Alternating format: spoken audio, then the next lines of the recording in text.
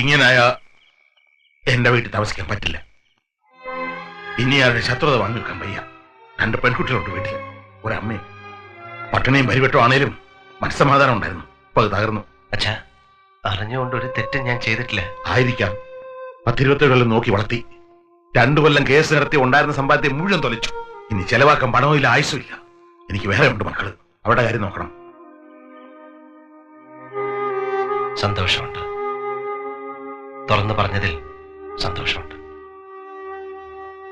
ഞാൻ മാറിത്തരാം.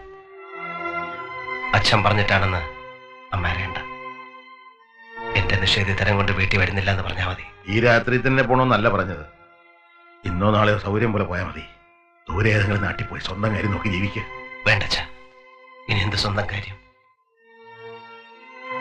അച്ഛൻ പൊയ്ക്കോളൂ.